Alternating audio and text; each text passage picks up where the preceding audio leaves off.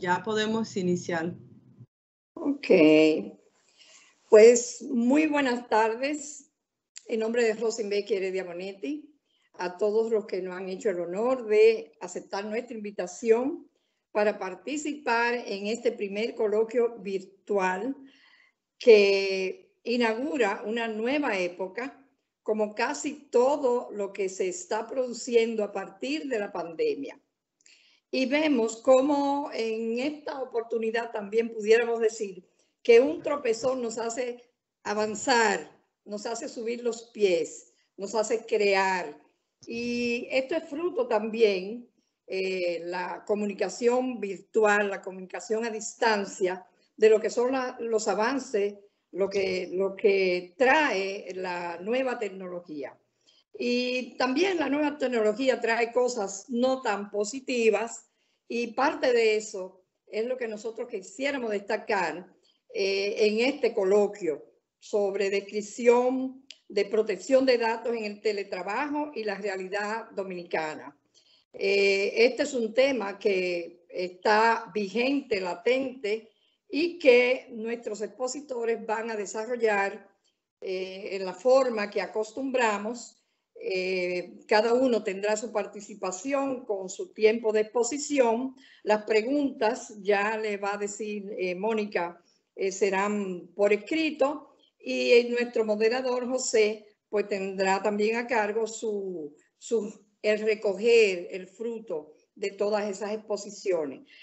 Agradecemos sobremanera el éxito que hemos tenido con todos los que se han inscrito y que vemos que están participando, y no queda más que dar la palabra a la licenciada Mónica Fiallo, quien va a presentar a nuestros expositores. Muy buenas tardes también a todos nuestros expositores y el abrazo cordial de siempre. Gracias, doctora. Buenas tardes y bienvenidos todos. Recuerden que el coloquio de hoy está siendo grabado, que las opiniones que emitan nuestros expositores no necesariamente coinciden con la de Rosenbeck y que desde ya, desde el inicio del coloquio, pueden empezar a escribir sus preguntas por el chat y el moderador las estará recogiendo y oportunamente durante el coloquio las estará haciendo a los expositores. En la tarde de hoy, nuestro coloquio será moderado por el doctor José Maldonado Stark, quien es socio de nuestra Rosenbeck Heredia Bonetti, donde enfoca su práctica en transacciones, financiamiento internacional, desarrollo de proyectos, energía y contrataciones públicas. El doctor Maldonado es egresado de la carrera de Derecho en UNIBE, mención magna cum laude, y de la Escuela de Derecho de la Universidad de Boston, donde realizó un máster en American Law.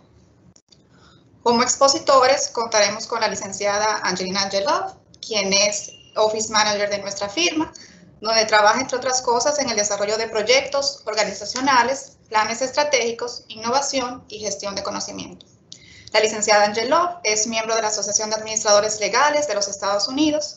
Es la primera administradora legal no estadounidense certificada por esa asociación y escribe sobre temas de su interés y competencia en su blog The Time of Change.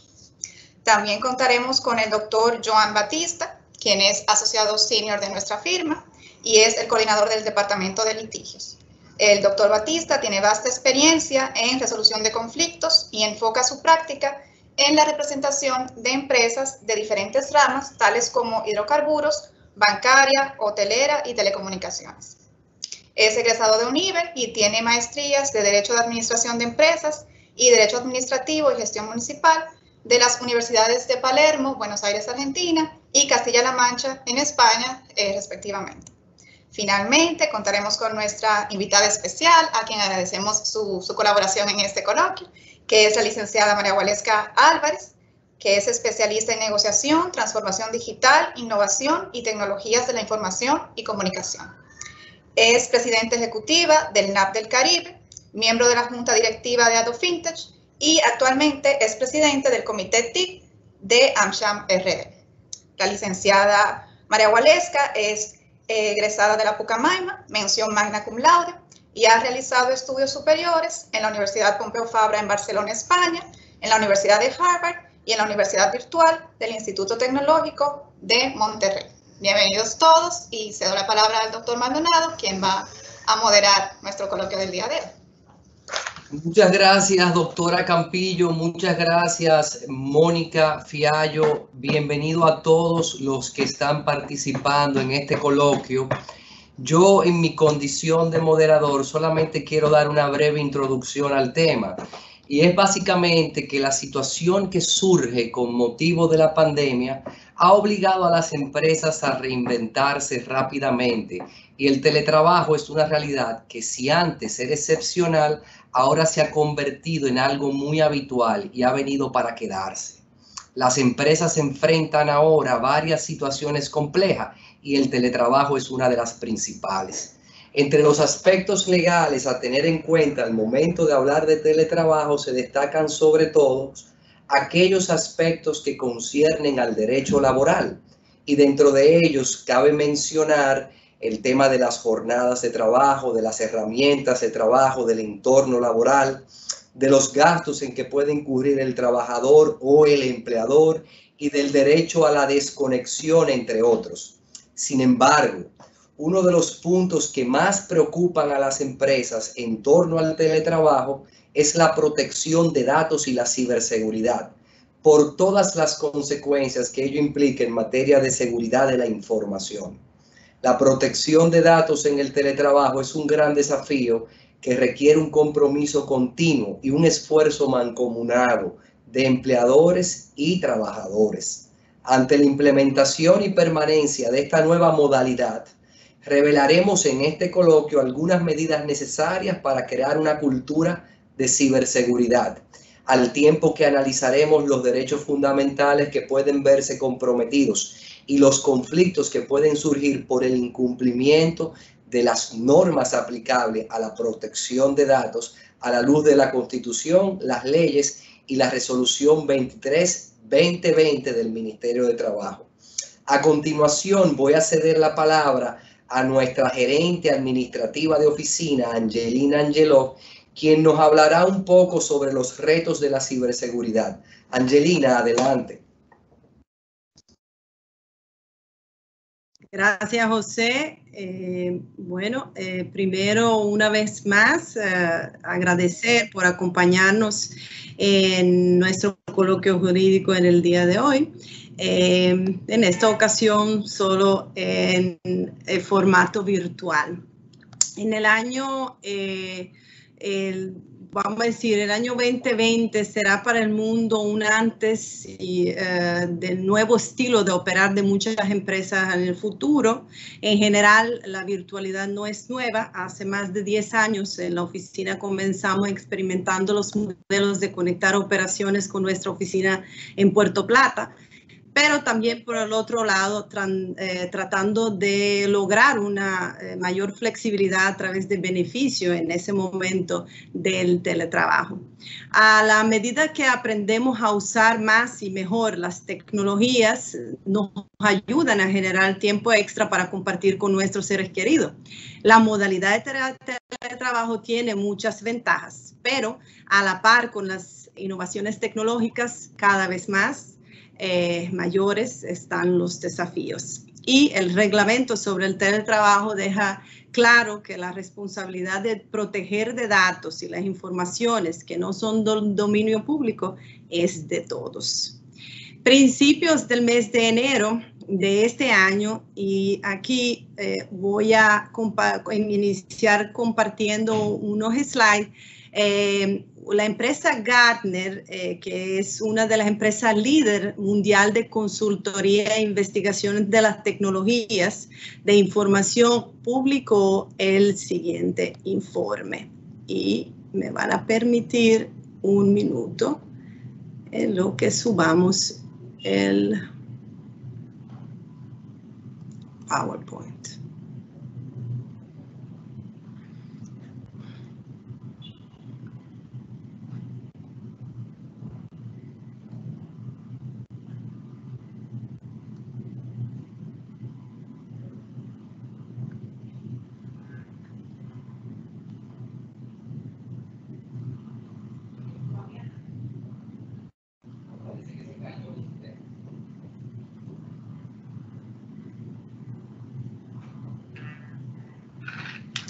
Un momentito.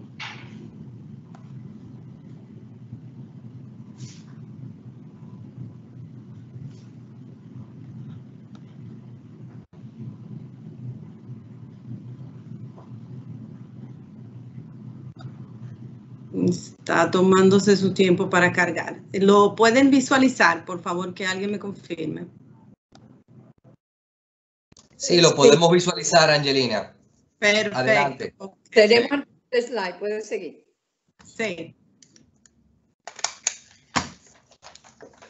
Ok, como decía,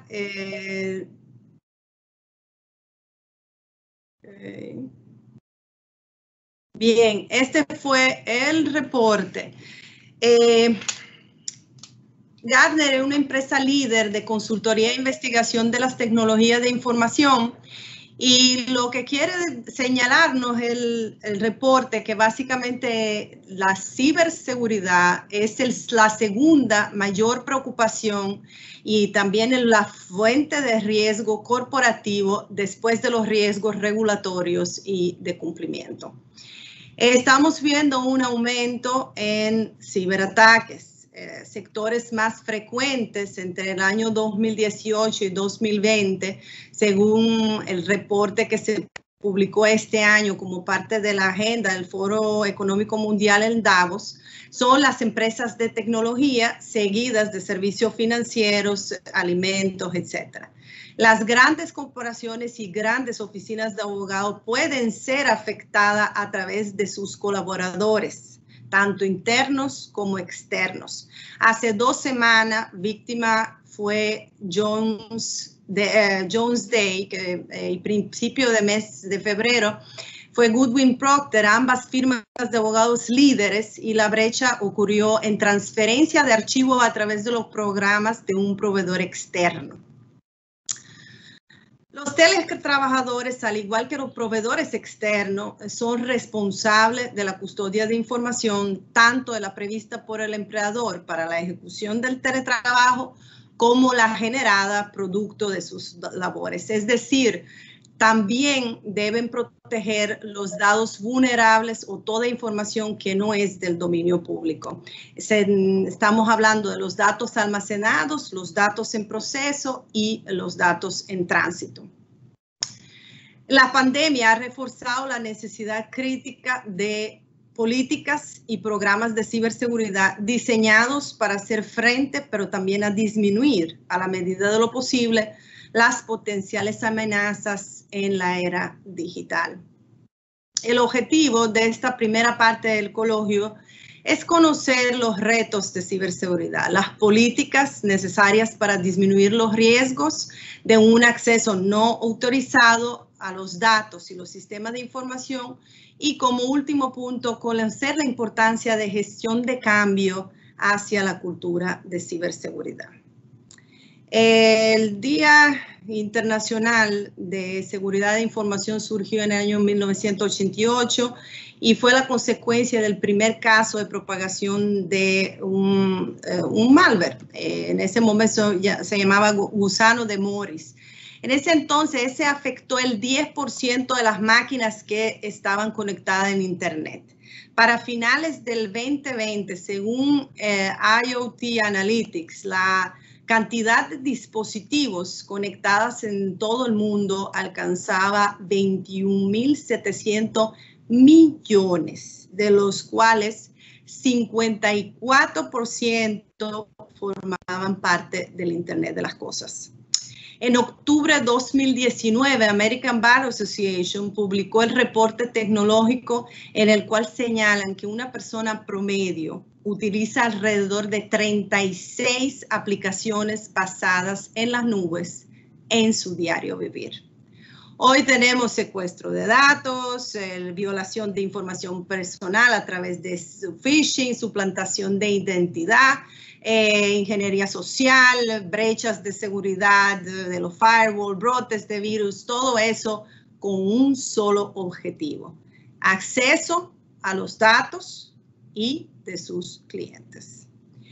¿Qué es lo que nosotros protegemos? Protegemos base de datos física y electrónica de nuestros colaboradores internos o los empleados, base de datos física y electrónica de los clientes, y también informaciones financieras física y electrónica de los clientes y de la oficina. Los 3 ejes de seguridad abarcan la seguridad física, que básicamente son todas las políticas de usuarios, la seguridad técnica, que son las responsabilidades del IT o de nuestro gerente de tecnología de información, y la seguridad administrativa, que son las políticas y programas de ciberseguridad. Los datos vulnerables son los almacenados, lo que guardamos en nuestros servidores, los que están en proceso, lo que estamos trabajando en ese momento, y en tránsito, o sea, en traslado de información de un lugar al otro. Entonces, ¿cómo nos hacemos para disminuir los riesgos? Ciberseguridad debe formar parte de un plan estratégico hacia la transformación y desarrollo digital. La ciberresiliencia se debe de convertir en una piedra angular del ecosistema. El personal técnico hay que abrirle un lugar en la mesa para que puedan ser gestores activos en la planificación estratégica y de continuidad.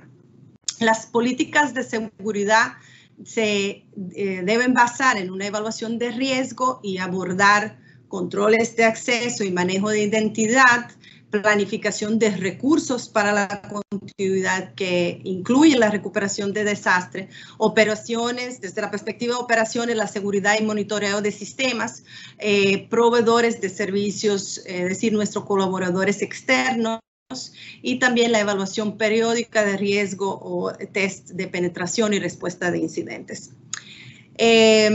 Asegurar las capacitaciones periódicas con la participación de todos los empleados, desde la alta gerencia hasta los empleados de primera línea.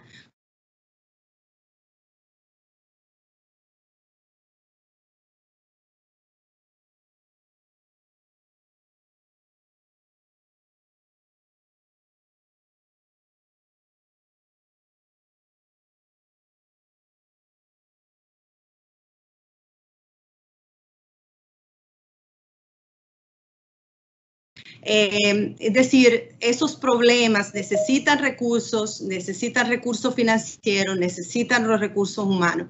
Y lo que son las organizaciones expertas, además de que cuentan con software y hardware específico, el personal calificado, contratar expertos a la larga puede ahorrar dinero y recursos y proteger su negocio.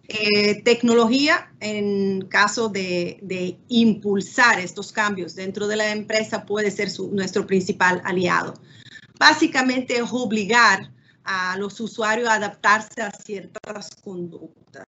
¿Qué quiere decir? Cambio de contraseña, uso de contraseñas específicas, desactivar los puertos, no permitir acceso a determinadas páginas, bloqueo de sistemas en el caso de inactividad del usuario y demás. Entonces, aquí tenemos una realidad. Es que ya no es cuestión de si un incidente en efecto va a ocurrir, sino básicamente cuándo. Entonces, la gran pregunta es, en ese momento, ¿realmente vamos a estar preparados? Entonces, ¿cómo nos preparamos? Pues tenemos que preparar una respuesta a esos incidentes. Entonces, podemos el 100% protegido, pero no tanto en un par de meses después. Entonces, se deben de implementar revisiones periódicas de los controles para poder responder a los avances tecnológicos y las amenazas que están en evaluación. Entonces, el propósito principal del programa de respuesta a incidentes es asegurar una recuperación eficiente a través de erradicación de cualquier vulnerabilidad de seguridad y lograr la restauración rápida de sistemas afectados. En caso de que haya ocurrido un incidente, debemos de contar, ¿verdad?, con un plan preciso, verificado a nivel técnico, que incluya las acciones legales a tomar o responder y asegurar decisiones ágiles de la Junta directa, interacciones efectivas entre todos los departamentos, todas las áreas y asegurar a la comunicación con todos los stakeholders, inversionistas, público, clientes, todos en general que eventualmente pudieran estar afectados. Si encuentra entre las palabras claves el nombre o la descripción del puesto, entonces su rol fundamental es la gestión de riesgos. Comprender las implicaciones legales de ciberseguridad para permitir una sólida mitigación de riesgo, implementar efectivos programas de cumplimientos, participar activamente en procesos de gestión de riesgo, trabajando conjuntamente con todas las áreas, planificación, finanzas, administración, para mitigar riesgo de manera integral. Y así una serie de cosas, después de un eventual incidente, ya va a llevar a cabo pasos necesarios, sea en apoyo al Departamento de Investigación de Crímenes de Delitos de Alta Tecnología, notificaciones a los clientes, proveedores, en fin, público general. Y también proteger la información de cumplimiento legal, asegurarse que la información se destruya de acuerdo con las políticas de retención de datos de la organización y también los reguladores externos. La ciberseguridad es la responsabilidad de todos. La cultura de nuestras organizaciones es fundamental para establecer exitosos programas de ciberseguridad.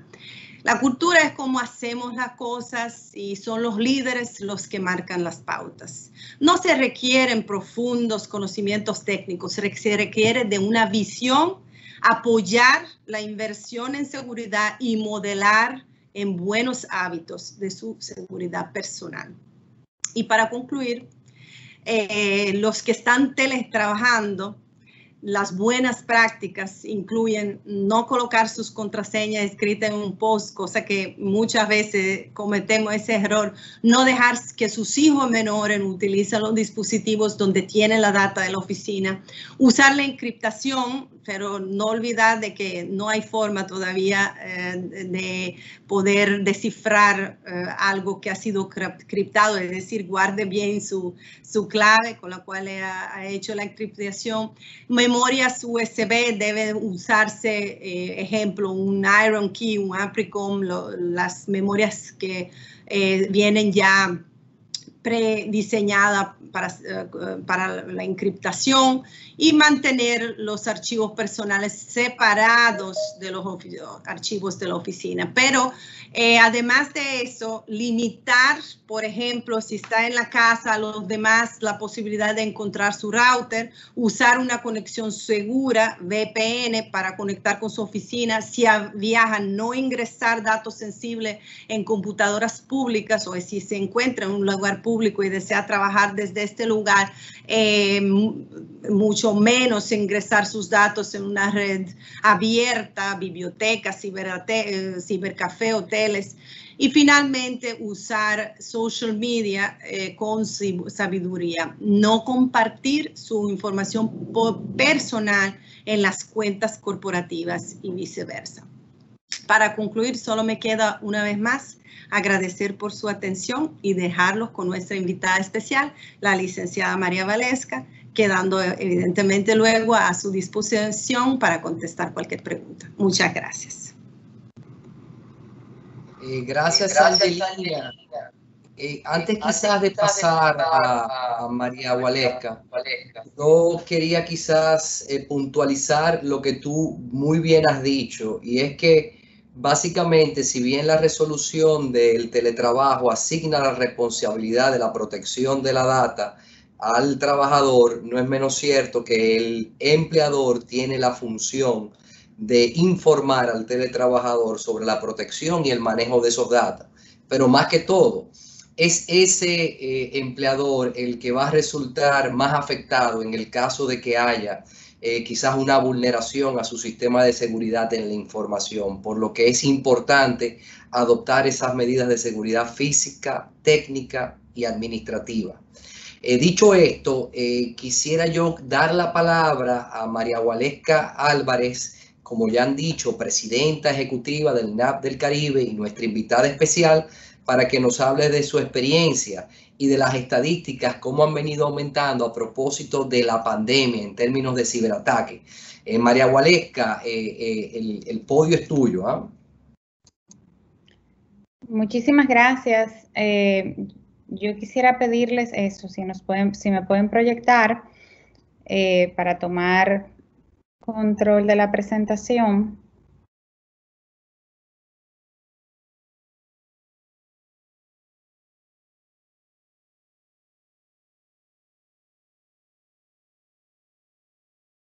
Bueno, ¿me escuchan? Te escuchas perfectamente bien, María Waleska. Me alegro.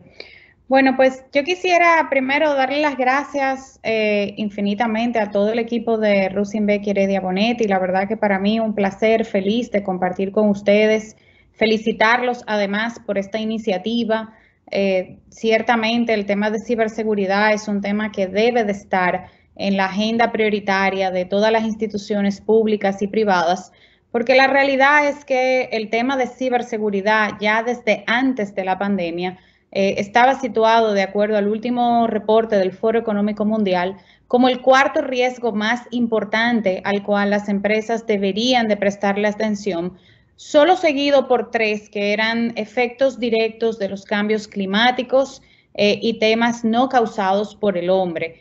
Así que cuando lo miramos en esa perspectiva, y esto es importante resaltarlo, esto fue antes de la pandemia, imagínense la posición que hoy ocupa precisamente el tener al tema de ciberseguridad como una prioridad, no solamente porque estamos en un mundo donde todos estamos virtualmente conectados, donde la gran mayoría estamos teletrabajando, y tal vez este es uno de los ejemplos más perfectos. La mayoría de los que estamos precisamente compartiendo en este coloquio estamos probablemente dispersos en diferentes lugares del mundo, del país, y aún así pues estamos conectados, teniendo acceso a información compartida, porque al final tenemos una presentación que estamos compartiendo y que está siendo visible para N cantidad de personas que están directamente conectadas en esta conversación. Y permítanme presentarle, más allá de la persona, por qué nos sentimos, vamos a decir, complacidos de esta invitación que Rusin-Becky nos extiende para compartir un poco nuestras experiencias. Y es que desde el NAP del Caribe, que hoy en día está consolidado como el hub de conectividad, venimos acompañando a múltiples empresas de diversos sectores desde hace muchos años, precisamente en lo que son denominadas las operaciones de misión crítica, en soluciones muy especializadas vinculadas con los temas de data center, de cloud y de ciberseguridad. Si bien el tema ahora ocupa un lugar importante en la agenda de las diferentes organizaciones, para el NAP del Caribe, el tema de ciberseguridad y el tema de cloud son sujetos conocidos un poco más de 10 años atrás. Y la realidad es que lo que hemos podido apreciar en algunas situaciones es a veces hasta preocupante. Y yo quiero que partamos un momento de dónde estamos y que hagamos un poco de conciencia más allá del profesional que hay conectado a esta conversación como ciudadanos del mundo. Y si situamos que el mundo hoy en día tiene cerca de 7.8 billones de personas y que vemos que más del 66% de esa población mundial ya hoy en día son usuarios de teléfonos móviles, que más de un 59% de la población mundial somos usuarios de Internet y que más de un 53% de la población mundial somos usuarios activos de las redes sociales. ¿Qué significa esto? Que más del 53% estamos compartiendo a través de las redes toda la información que hacemos disponible de nosotros, de nuestras empresas, de nuestras familias, con más de un 59% de la población mundial. Y recordemos que cuando hablamos de ecosistemas digitales ya no existen las fronteras. Y no solamente que no existen las fronteras, sino que situarnos en el contexto mundial en el que nos encontramos, regional y como país, donde las tecnologías han venido a disrumpir todo lo que hacemos y donde la realidad es que somos irreversiblemente digitales. Entonces, en esa línea y entendiendo que nos encontramos en un ecosistema digital, entendiendo que la expectativa del cliente ha cambiado, y aquí nuevamente les pido, y esta conversación quiero llevarla más como una reflexión, porque el tema de ciberseguridad, y ustedes tienen acceso a toda esta información que está desplegada en los medios, yo creo que muchas de las cosas que compartiré con ustedes no son ajenas a ustedes, pero definitivamente hay un llamado a reflexión. Y pensemos un momento en esa expectativa del cliente. ¿Cuál es la expectativa nuestra como clientes? Hoy en día hacemos la compra por internet, compramos la gran mayoría de las cosas que necesitamos a través de los diferentes canales digitales, hacemos las transacciones de banco de manera digital, hacemos todo lo que es nuestra jornada de trabajo en gran medida a través del teletrabajo. Entonces, veamos esto desde dos mundos o desde dos ópticas. La expectativa del cliente, que es donde queremos transacciones todos los días mucho más digitales, mucho más rápidas, pero seguras, porque no queremos como cliente que ninguna de las empresas con las cuales nosotros interactuamos, indistintamente del rubro, ya sea finanzas, valores, alimentos y bebidas, turismo, banca, salud, como cliente queremos transacciones digitales, inmediatas pero seguras. Pero de la misma manera, como empresa que estamos ofreciendo diversos servicios a través de los canales digitales y que tenemos además colaboradores teletrabajando, queremos asegurarnos, generar valor y llevar ese servicio de manera diligente, de manera oportuna y de manera segura, pero queremos proteger también lo que es la seguridad y la resiliencia de la empresa. Lograr ese equilibrio entre lo que es la expectativa del cliente, el mundo hiperconectado en el que nos encontramos y además tener los niveles de seguridad que necesitamos asegurar o por temas regulatorios o por políticas o por cumplimiento o lo más importante por cultura, precisamente como decía Angelina, es definitivamente un gran reto. Entonces, en ese sentido, yo quiero hacer un poquito una reflexión de que la realidad es que nos hemos encontrado con que la tecnología ha cambiado y ha evolucionado de manera importante para permitir todo eso que hemos hablado de esa expectativa del cliente de tener servicios y productos que sean digitales, que sean fáciles, que sean diligentes y que sean seguros. Y aquí pongo y les pido que piensen en algo. Hemos hablado de contraseñas, hemos hablado de VPN. Me atrevería a asegurar, y no me lo tienen que responder, pero quiero dejarles esta pregunta. Probablemente la gran mayoría de ustedes, sus sistemas de seguridad en sus empresas están orientados al uso de firewalls que le permiten poner VPNs para generar túneles virtuales seguros entre ustedes y sus sistemas o entre sus clientes y sus sistemas. Pero hemos permitido la implementación y la integración de aplicaciones, de servicios en nube, de servicios de data center y de otras soluciones tecnológicas que son parte de estas grandes tendencias. Entonces, como vemos, la tecnología cambió. ¿Y por qué? Ustedes se preguntarán que mi diapositiva habla de que la seguridad no, y vuelvo al tema de las contraseñas y los VPNs. Y déjenme comentarles algo. Lo que pasa es que la tecnología ha cambiado, pero la seguridad todavía tiene grandes oportunidades de mejora y solo quiero mencionar un ejemplo con el tema de la evolución de la autenticación. Hablamos de los passwords. Los passwords son una tendencia del 1960. Eso significa que hoy en día todos los que estamos usando passwords estamos usando una seguridad que no ha evolucionado a las nuevas tendencias disruptivas que acabo de mencionar. ¿Por qué? Porque ya en el 1980 hablábamos de una autenticación a través de los tokens. Y ustedes se dirán en este momento, bueno, pero la mayoría de las entidades del sector financiero lo que estamos usando son tokens. Sí, Es correcto, pero no necesariamente es que ha evolucionado y se ha transformado a la misma velocidad y a la misma agilidad que se han transformado todas las demás tecnologías que estamos usando y que estamos interconectando. Ya en el 90 hablábamos del reconocimiento de los dispositivos a través de los que nos conectábamos. En el 2000 ya hablábamos de los SMS o los OTP. Y hoy en día y a partir del 2009, la tendencia real para lograr una autenticación segura es tener la capacidad de poder autenticar al usuario realmente por quien es. Y cuando lo miramos en este concepto de esta evolución de la autenticación, y como digo, esto es solo un ejemplo de por qué decimos que la tecnología cambió y la seguridad todavía tiene grandes oportunidades de evolucionar. ¿Y por qué mencionamos este ejemplo? Y podemos verlo de dos maneras. La primera es que hemos pasado de algo que sabíamos que era el password a algo que teníamos, que eran los tokens o los dispositivos reconocidos, a algo que somos nosotros mismos. Y voy a usar un ejemplo coloquial.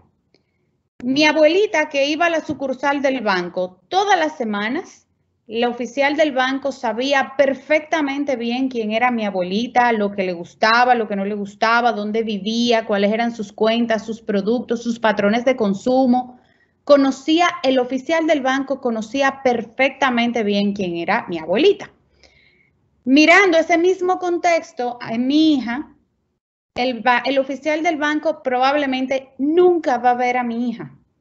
No va a conocer sus patrones de conducta, ni de consumo, ni de riesgo, ni su perfil, si no es a través de tecnología y de seguridad, porque con plena seguridad mi hija nunca va a ir a una sucursal bancaria.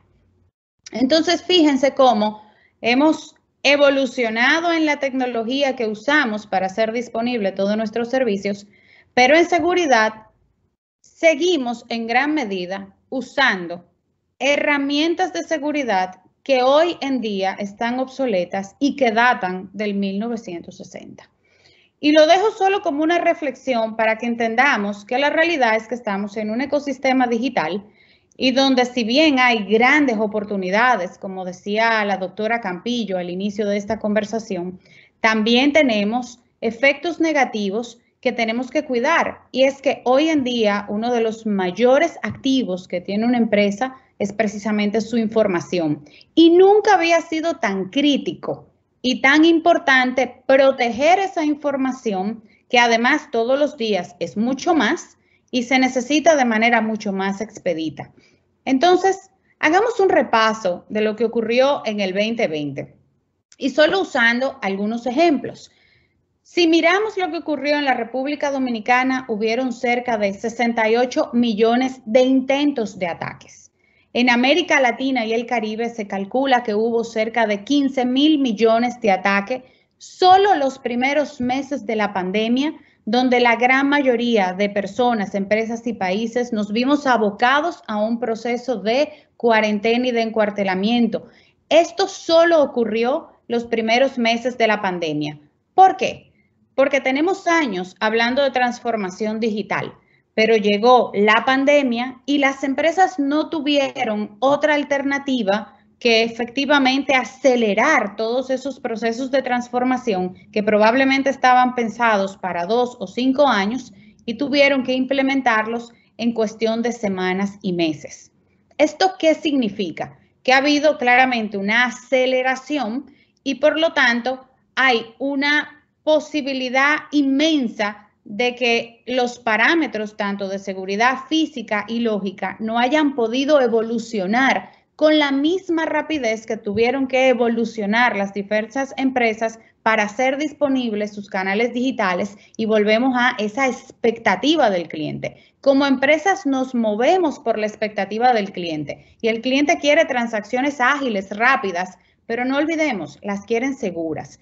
Entonces la pregunta es, ¿y si vemos la tendencia de brechos de datos, por ejemplo, solo comparados y reportadas, y esto es muy importante, varias de las estadísticas que estoy compartiendo con ustedes en pantalla están directamente vinculadas con los brechos de seguridad o incidentes de seguridad reportados. que lamentablemente al día de hoy, por un tema de cultura nuevamente, la gran mayoría de los incidentes de seguridad no se reportan, salvo que los grandes o algunos cuya notoriedad es tan obvia que es necesario precisamente reportarlos. Pero fíjense cómo aquí, cuando comparamos lo que fueron los incidentes de seguridad entre el 2019 y el 2020, vemos tendencias bastante arraigadas de un incremento importante precisamente en los meses iniciales de la pandemia. Ya un poco al final de la pandemia vemos cómo hay una disminución basada en varias cosas. La regularización o la implementación de diversas soluciones de seguridad que ayudaron, obviamente, a nivelar la curva. Y pensemos un poco en por qué nos atacan. Y me encantó la forma en la que concluyó Angelina su conversación, porque nosotros somos fieles creyentes de que no podemos pensar en si nos van a atacar. La realidad es que tenemos que saber que nos van a atacar y la pregunta es si estamos preparados para responder y cuándo. Y aquí quiero tal vez solo poner en ejemplo cuando vemos la cantidad de usuarios entre el 2015 y el 2019, hemos pasado de una superficie de 3 billones de usuarios a más de 4 billones. Cuando miramos solo, por ejemplo, las conexiones de teléfonos inteligentes, hemos evolucionado de cerca de 3.3 billones a 5.9 billones. Cuando vemos solo en data lo que estamos hablando en materia de información, hemos pasado de una superficie de ataque que va de 8.8 zettabytes a 44 zettabytes. Cuando hablamos de las conexiones IP de los diferentes dispositivos que usamos, hemos pasado de 16 billones de conexiones a cerca de 24.4 billones de IP conectadas con nuestros dispositivos. Entonces, la superficie del ataque claramente se ha ampliado, pero en esa misma medida, pues también se ha ampliado todo lo que son esas tendencias de ciberataques. Y solo compartiendo algunas cosas que deben de llamarnos a reflexión, es que solo el año pasado se produjo un aumento de cerca de 345% en usuarios, víctimas de engaños, haciéndose pasar por empresas, personas o servicios, como a través de suplantación, a través de robo de credenciales, a través de social media, a través de una serie de herramientas que hoy en día implementan los ciberataques. A raíz del COVID-19, por ejemplo, hubo una necesidad imperiosa, como lo mencionábamos, de las empresas de adoptar canales y plataformas digitales. ¿Esto qué supuso? Supuso cerca de 19 millones de malware, correos electrónicos de phishing y más de 240 millones de mensajes basura con virus insertados, solo enviados a través de una de las plataformas de conexión.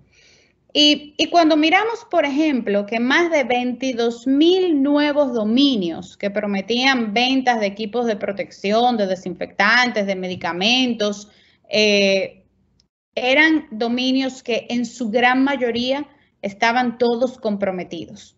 Solo para ponerlo en perspectiva, tenemos que el año pasado se presentaron aproximadamente 3.950 casos de filtración de datos y casi el 80% sucedió por credenciales robadas. Volvemos al tema de las contraseñas. Ya bien lo decía Angelina, el tema de los post-its, el tema de las buenas prácticas, pero la realidad es que las credenciales hoy en día y las contraseñas, los VPN, son herramientas y son tecnologías que están severamente desfasadas. Y ahí volvemos a que hemos evolucionado en términos de tecnología, pero en términos de seguridad tenemos grandes oportunidades de seguir desarrollándonos. Para poner esto en cifras, el ciberdelito le cuesta hoy en día a la economía global cerca de 2.9 millones de dólares por minuto. O sea, no por año, no por mes, no por quarterly. Por minuto nos cuesta cerca de 2.9 millones de dólares todo lo que representan los ciberdelitos.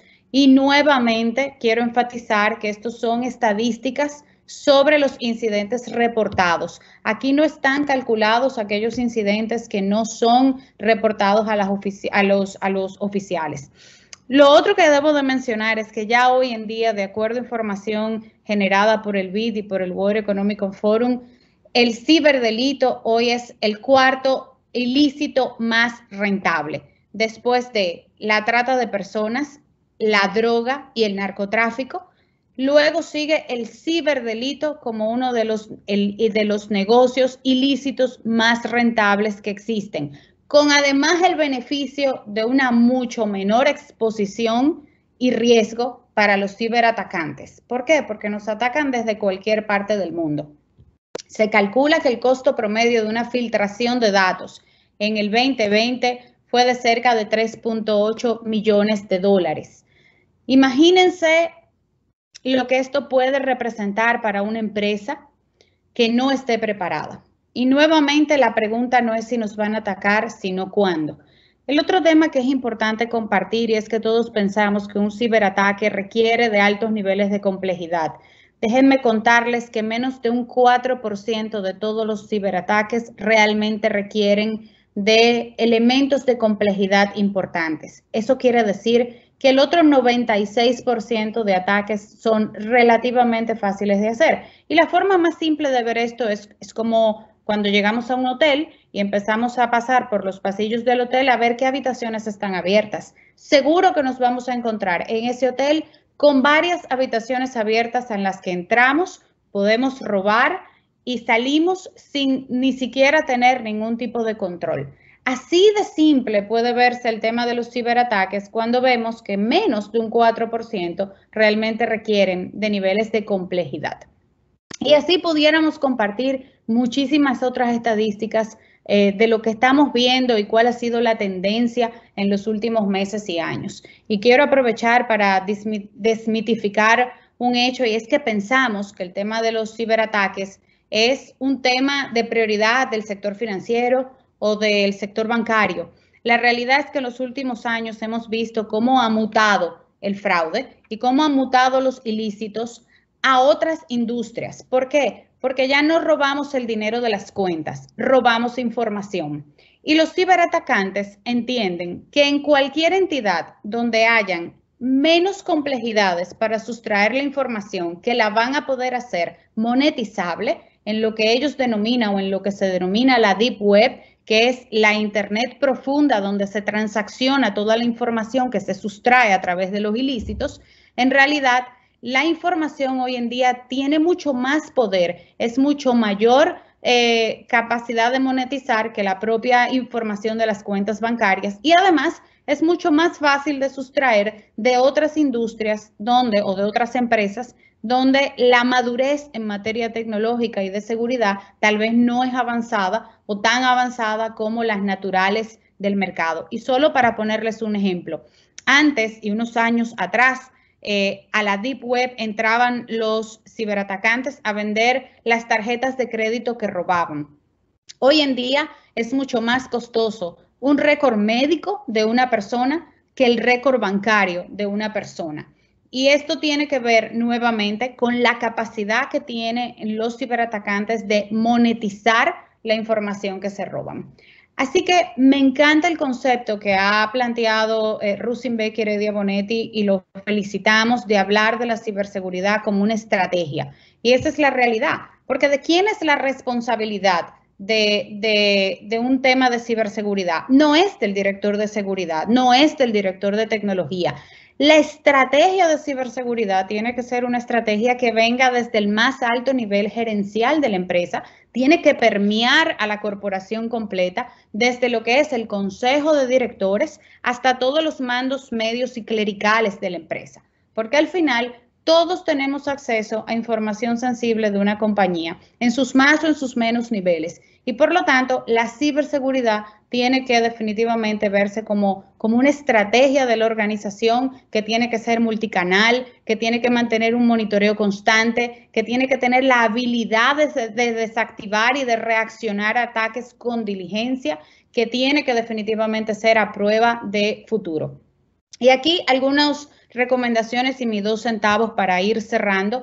Concentrar y probablemente cuando hablamos de estrategias de ciberseguridad y de tecnología, inmediatamente pensamos en herramientas tecnológicas, pensamos en hardware, pensamos en software. Y mi recomendación es que no. La estrategia de ciberseguridad tiene que tener al usuario en el centro. Y ya no podemos hablar de estrategias de ciberseguridad solo basados en las tecnologías tradicionales que hemos venido usando y conociendo. Nuevamente, recuerden, password 1960. Tecnología de hoy en día ha evolucionado muchísimo. Ahora es necesario para poder combatir al cibercrimen usar machine learning, usar automatización, a usar autenticación dependiendo del perfil de riesgo del usuario, no de la conexión, no del dispositivo, no de la red a la que nos vamos a conectar. ¿Quiénes somos los usuarios que nos conectamos y con quién nos queremos conectar? Y sobre todo, construir confianza digital en un mundo que es totalmente hiperconectado. Elementos esenciales de una estrategia de ciberseguridad: reducir la superficie del ataque, asegurar el acceso y neutralizar a los adversarios. ¿Cómo lo hacemos? No es posible hacerlo con una sola tecnología. Recomendamos autenticación multifactorial hoy en día basado en quién es la persona, quién es el usuario, no contraseñas, no passwords, no VPNs. Tenemos que poder identificar a la persona por su voz, por su mente, por sus manos, por sus dedos, por quién es. Un perímetro definido ya no por ese túnel virtual que creamos con un VPN, sino un perímetro concentrado en la identidad del usuario. ¿Quién es la persona que se está conectando? ¿Cuál es su perfil de riesgo? ¿A qué tiene acceso esa persona? Y definitivamente el concepto de Digital Threat Protection, que es donde hablamos de poder monitorear, identificar amenazas en tiempo real a través de todos los canales digitales donde hoy tenemos presencia, redes sociales, página web, aplicaciones. Tenemos que ser capaces de anticipar el ataque para poder neutralizar a los adversarios, y eso solo es posible lograrlo con un correcto monitoreo y mitigación de amenazas a través de esos canales digitales que son parte de nosotros.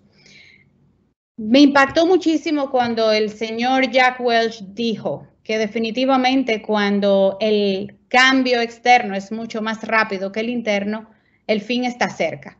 Y la realidad es que, como hemos visto en las estadísticas, los ciberdelincuentes se están moviendo muy rápido. Además, ellos no reportan ni piden permiso quarterly basis a su consejo de administración para innovar en cómo nos atacan. La realidad es que el ciberdelito ha innovado, ha migrado y ha mutado de manera muy eficiente, de manera muy rápida para convertirse hoy, como decía, en el cuarto ilícito más rentable.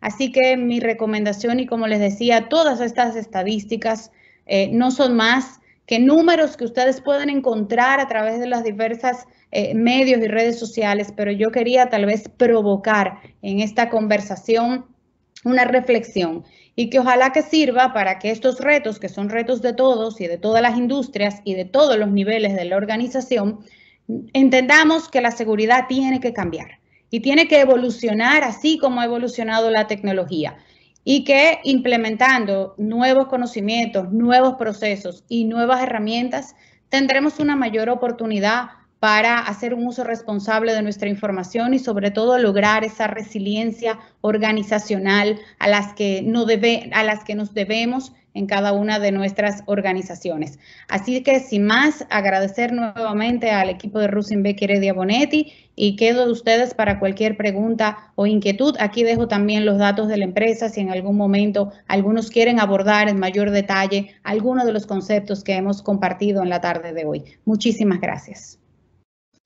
Muchísimas gracias a ti, María Waleska, por esta muy interesante presentación.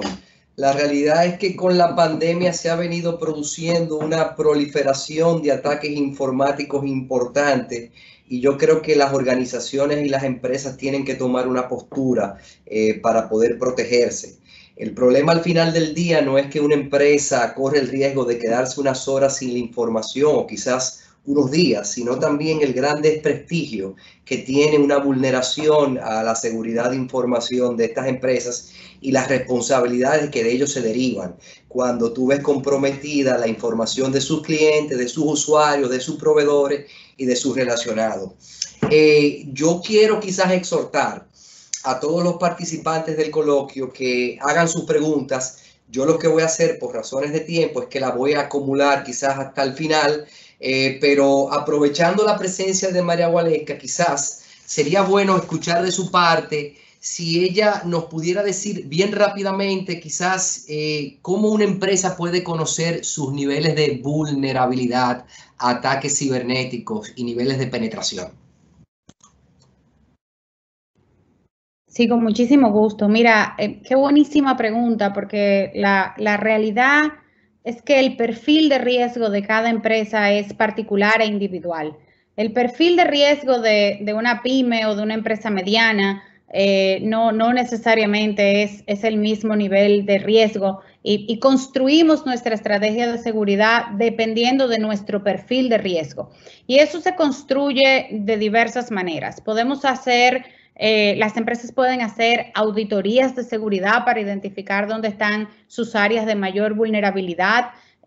Hay también una serie de herramientas basadas en inteligencia artificial que nos permiten identificar, vamos a decir, comportamientos inusuales que pueden haber dentro de los sistemas de una empresa.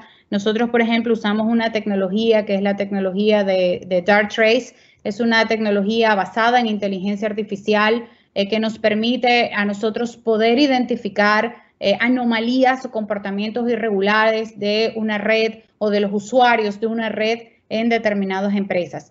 Pero yo creo que lo más importante aquí es conocer el perfil de riesgo de la entidad en función de lo que es su estrategia de ciberseguridad. Por ejemplo, una entidad que ha apostado a los canales digitales sabe que debe de asegurar tener las herramientas de Digital Threat Protection, que es todo el tema de monitoreo en los canales digitales. Una empresa que ha apostado su negocio al tema de la aplicación y a la página web debe de asegurarse de tener la protección correcta en esos dos canales. Por el contrario, una empresa que mantiene servicios personales, pero que sus colaboradores masivos están en teletrabajo, debe de apostar, por ejemplo, a la autenticación real de quienes son sus usuarios, ya no por una contraseña, sino por asegurarse que realmente la persona que se está conectando a ese sistema tan crítico de la empresa es quien dice ser. Nuevamente se trata de construir ese perfil de riesgo. Hay diversas tecnologías que podemos usar para construir esos perfiles y hay definitivamente auditorías que nos permiten identificar dónde hay mayor o menor oportunidad de vulnerabilidad dentro de una empresa. Gracias nueva vez, María Waleska. Dicho esto, yo quisiera dar la oportunidad a nuestro coordinador de litigios, el señor Joan Batista, quien nos estará comentando sobre quizás la regulación del teletrabajo y la protección de datos, analizándolo desde una perspectiva más que todo estrictamente legal. Joan, te cedo la palabra para que nos hagas tu presentación. Muchas gracias, doctor José Maldonado Stark. A todo el público presente, muchas gracias por su atención y quiero extender el agradecimiento a la firma Rusinbeck Heredia Bonetti por honrarme con la invitación para participar en este coloquio jurídico que a través de los años ha aportado tanto a la comunidad nacional. Y quiero iniciar mi participación con una frase de Charles Darwin que dice que no es la más fuerte de las especies la que sobrevive, tampoco es la más inteligente la que sobrevive, es aquella que se adapta mejor al cambio. Y esa frase se ajusta adecuadamente a la situación que nos encontramos tratando hoy en día, porque tanto el teletrabajo como el derecho a la protección de datos son consecuencias de la era en que nos encontramos. Así como el teletrabajo ha visto un desarrollo de manera exponencial en los últimos meses, por los motivos que ya conocemos, la realidad es que esta figura data desde hace muchos años. se le atribuye su origen al ingeniero de la NASA, Jack Niles, cuando en 1973 buscaba dar respuesta a una crisis de abastecimiento de combustible en los Estados Unidos, y él desarrolló una tesis en la que decía que si 1 de cada 7 trabajadores no tenía que desplazarse físicamente a su lugar de trabajo, entonces Estados Unidos no estaba en la necesidad de importar combustible en ese entonces. Y a partir de ese momento, la figura del teletrabajo se fue desarrollando y se fue adoptando por varios países dentro de sus legislaciones internas. A pesar de que en el año 1992 en la República Dominicana fue aprobado el Código de Trabajo, la realidad es que el legislador dominicano no lo incluye, la figura del teletrabajo, dentro de sus disposiciones. Sin embargo, en el artículo 266 sí se refiere al trabajo a domicilio. Pero más adelante veremos cómo dichas figuras se diferencian una de la otra. Y en esas atenciones frente a ese vacío que existe entre la legislación dominicana, el Ministerio de Trabajo el 12 de noviembre del año 2020 emitió la resolución 23-2020 sobre la regulación del teletrabajo como modalidad especial del trabajo. Esa resolución la vamos a analizar en la tarde de hoy desde el punto de vista de la protección de datos. Y en cuanto a la protección de datos, la realidad es que el legislador dominicano sí la ha incluido dentro de su cuerpo normativo. En este sentido, la Constitución dominicana, proclamada el 26 de enero del año 2010, incluye en el artículo 44 el derecho a la protección de datos personales. Y en el artículo 70 incluye la figura del habeas data, que es una acción judicial tendente a proteger el derecho a la protección de datos personales. Asimismo, existen otras leyes especiales que se refieren específicamente a la protección de datos y las cuales estamos presentando en la diapositiva, las más importantes, incluyendo la Ley de Protección de Datos, la Ley de Telecomunicaciones y la Ley de Crímenes y Delitos de Alta Tecnología, a la cual nos referiremos más adelante. También cabe destacar que el derecho a la protección de datos viene vinculado a otros derechos constitucionales, como son el derecho a la inviolabilidad de la correspondencia, el derecho a la intimidad, al secreto de las comunicaciones, entre otros. Ahora bien, cuando abordamos la figura del teletrabajo desde el punto de vista de la resolución 23-2020, encontramos que se define como la modalidad especial de trabajo que se presta a distancia, ya sea de forma parcial o total, haciendo uso de herramientas vinculadas a las tecnologías de la información y comunicación. En la parte derecha vemos cómo el legislador dominicano en el Código de Trabajo, mencionado anteriormente en el artículo 276, define el trabajo a domicilio como el que ejecutan los trabajadores en el local donde viven por cuenta de una o más personas físico-morales, las cuales son consideradas como empleados. Más adelante también incluye como trabajo a domicilio el que se ejecuta en un lugar o taller distinto al que las personas por cuya cuenta trabajan. Es evidente que esa disposición legal amerita ser revisada y ser adecuada a los nuevos tiempos. Pero para los fines de la presente exposición, sí llamamos la atención entre la diferencia del teletrabajo y el trabajo a domicilio. Y es que en el teletrabajo se destaca que el hecho es que se hace a través de las herramientas vinculadas a las tecnologías de la información y la comunicación. Entonces, ¿qué dice la resolución 23-2020 sobre la protección de datos? Y en ese sentido, el artículo 7º de dicha resolución se refiere específicamente a la protección de datos y a la responsabilidad de la custodia y uso de la información. Al leer ese artículo, notamos que el redactor quiso incluir varias ideas dentro de esa disposición legal.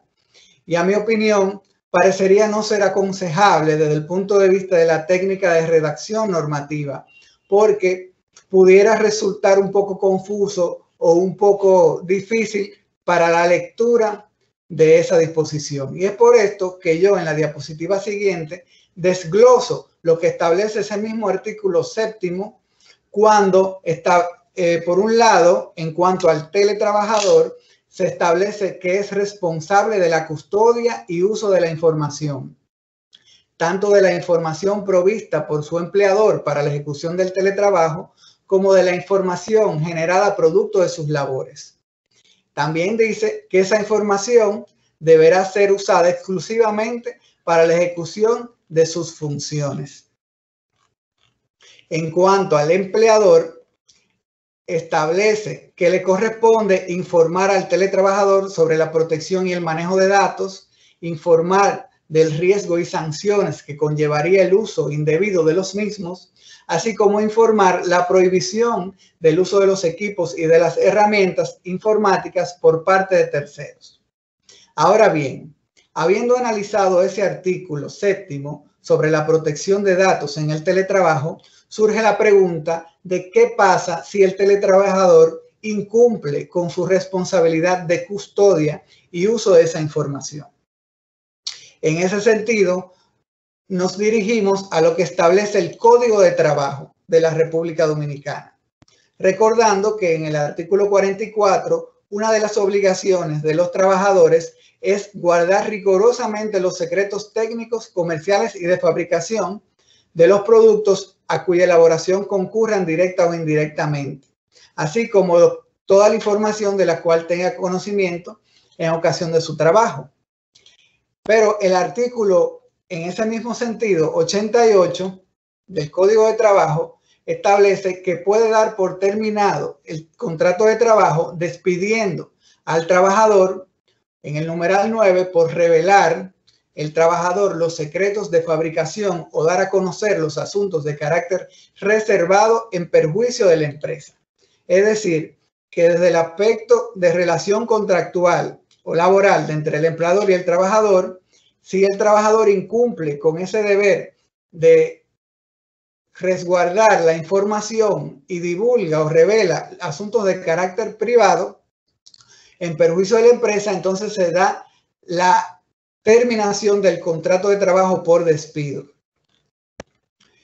Por otro lado, también, aparte de esa consecuencia respecto del vínculo laboral, hay otras consecuencias para el trabajador, incluyendo consecuencias penales. En ese sentido, el Código Penal Dominicano, en su artículo 418, establece que todo director dependiente y obrero de fábrica que haya comunicado o intentado comunicar a personas residentes en el extranjero secretos de la fábrica en que esté empleado se castigará con prisión de 6 meses y multas. Más adelante, ese mismo artículo dice que si esos secretos se comunican a dominicanos residentes en el país, la pena será de 1 a 3 meses de prisión. Quise hacer especial énfasis en el Código Penal Dominicano porque debemos recordar que forma parte del ordenamiento jurídico dominicano desde el año 1884 y desde ese entonces el legislador le ha dado una importancia cardinal a la protección de la información en la empresa.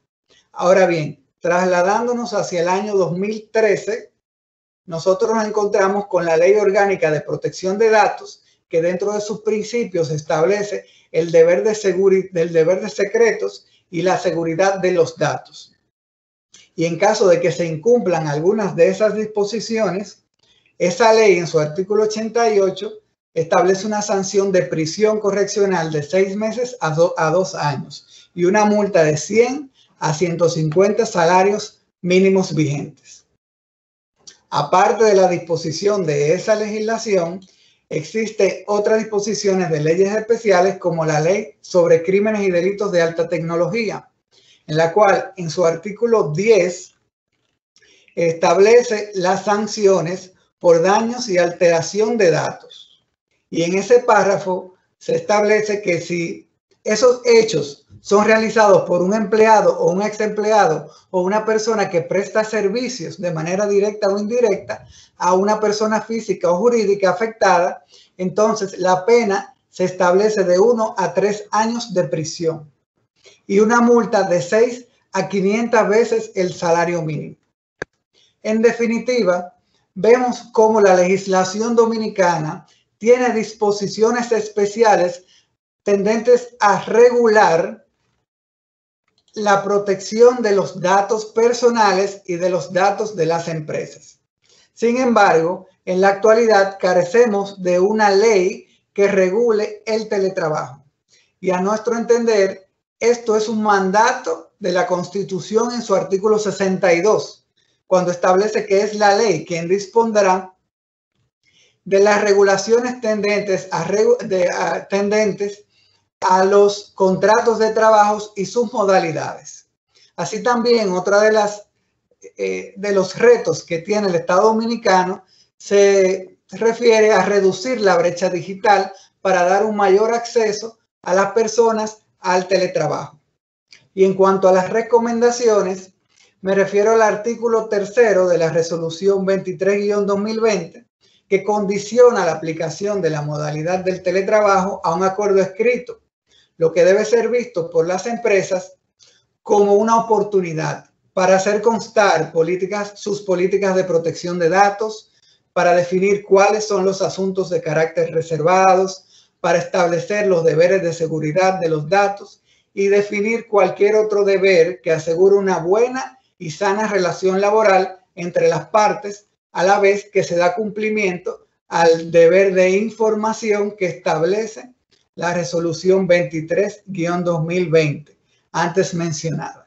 Muchas gracias por su atención y quedo a la orden para responder cualquier pregunta que tenga. Joan, muy agradecido por tu interesante ponencia, muy abarcadora. Otra vez agradecer a todos los expositores y dejar quizás el foro abierto para todo aquel que quiera hacerle una pregunta, aproveche en este momento. Y de hecho tengo una donde la doctora Rosa Campillo nos dice y nos pregunta qué posición pudiera jugar los datos biométricos en la seguridad de datos. Esta pregunta quizás yo se la dirijo a nuestra invitada especial. A ver qué nos dice. Sí, mira, hoy en día los datos biométricos son parte de los sistemas de autenticación multifactorial, donde diversas entidades públicas o privadas, como parte de sus sistemas de autenticación multifactorial, incluyen el tema de la biometría, ya sea para permitir acceso a las facilidades o ya sea para autenticarse con la conexión de ciertos sistemas. Y voy a poner un ejemplo. Hoy en día empiezan a surgir todo el tema de los bancos digitales, o donde ya para ciertos sistemas financieros, ya sea o de la banca tradicional o del sector fintech, nosotros podemos hacer lo que se denomina el onboarding digital. ¿Y cómo se hace ese onboarding digital? Cuando en muchas regulaciones a veces te exigen que tú tengas realmente que validar que quien está haciendo ese onboarding es la persona. Entonces, la forma tal vez más real de poder hacer esa autenticación es precisamente a través de un sistema de biometría, donde la persona tenga o que tomarse una foto o que presentar que es esa persona a través de un sistema de biometría, de ese sistema de autenticación que puede ocurrir o a través de un dispositivo móvil o a través de una computadora, o para el caso de lo que son los accesos físicos, pues el poder contactar que es la persona y permitir el acceso. Muchos de estos datos se almacenan por determinados tiempos dependiendo o de la política de la organización o de las exigencias regulatorias. Yo tengo un cliente que, por ejemplo, nos pide que almacenemos toda su información a lo largo de toda su vida, y tengo otro cliente, de hecho son 2 oficinas de abogados. Hay una oficina de abogados que nos pide guardar toda su información a lo largo de toda la vida y hay otra oficina que nos pide que la borremos cada 3 meses. Y estamos hablando de 2 políticas totalmente diferentes dependiendo de las características de la organización. Por otro lado, tenemos a todas las entidades que son reguladas por PCI, donde se exige que toda esta información deba de almacenarse por lo menos por 90 días en cumplimiento de lo que dice la norma. Así que va a depender mucho también de la política o de la norma a la que esté sujeto en términos de almacenamiento de esa información, pero generalmente son sistemas que van vinculados a una herramienta de autenticación multifactorial. Qué bueno que hablas del onboarding digital porque es parte de lo que pudiera ser una sugerencia para que se haga una estrategia nacional de inclusión financiera a través quizá de la utilización de los dispositivos móviles y de las famosas fintech. Yo quisiera quizás, en caso de que no haya otra pregunta, darle la oportunidad a Angelina que me responda a mí, una que yo tengo sobre cuál sería un factor crucial para implementar un programa efectivo de ciberseguridad. Bueno, la respuesta es el apoyo de la alta gerencia, porque verdaderamente son los que nos deben de ayudar con asegurar los recursos humanos y los recursos financieros. Así que contar con ese apoyo es crucial. Gracias, Angelina. Joana, a propósito de lo que tú decías sobre las consecuencias que hay en el tema de violación de data, ¿qué reclamo tiene un usuario que resulta afectado por un proveedor a propósito de una violación a ese derecho de información? Bueno, por un lado, el usuario pudiera acceder a la justicia a través de la acción judicial de la habeas data para que se rectifique cualquier información que sea violatoria a su derecho de protección de datos. Ahora bien, en caso de que esa información haya generado algún tipo de perjuicio, ese usuario tiene a su disposición las leyes especiales a las que hicimos referencia anteriormente, tanto la de protección de datos como la de crímenes y delitos de tecnología, aparte de la posibilidad de reclamar la reparación de los daños y perjuicios que esa violación a la disposición legal le ocasionaron. Yo no veo preguntas en el panel. Yo no tengo quizás preguntas adicionales. No sé si doña Rosa quiere intervenir para hacer una pregunta en particular, o si ya dado a que hemos pasado quizás la hora y tanto, podemos cerrar agradeciendo a nuestros expositores. Sí, justamente estamos en el tiempo que habíamos programado de 1:30, faltan 4 minutos y yo quisiera, pues nada, dar la oportunidad al licenciado George Antoni a que cierre esta primera jornada virtual de los coloquios jurídicos y que realmente, pues nada, nos diga algo sobre el éxito que hemos tenido en esta ocasión, que se va a repetir por muchas otras oportunidades. Su micrófono, licenciado, está apagado. En mute. Ya. Gracias, doctora. La verdad es que ha sido un deleite recibir todas estas informaciones. A María Waleska, muchísimas gracias por esa presentación verdaderamente ilustrativa. Siempre da su miedo ver la extensión y que muchas de las protecciones que uno pensaba que estaban actualizadas son ya de épocas pasadas. Pero es un muy positivo llamado a atención, sobre todo lo que enfatizaste de la búsqueda del equilibrio, porque siempre en todo lo que es el exceso de protección puede afectar otras cosas, o sea que el equilibrio como norte muy válido. Muchas gracias a Angelina, a Joan por la presentación, a mi socio José Maldonado por su siempre eficaz moderación. Así que sobre todo a todos los participantes, muchas gracias por acompañarnos nueva vez en este momento virtual. Así que de nuevo gracias y saludos y adiós a todos.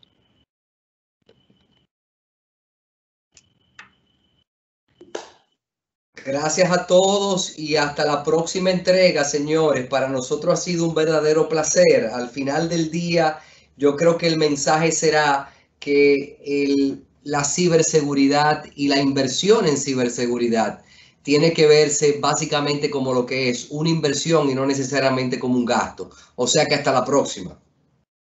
Buenas tardes. Gracias y buenas tardes.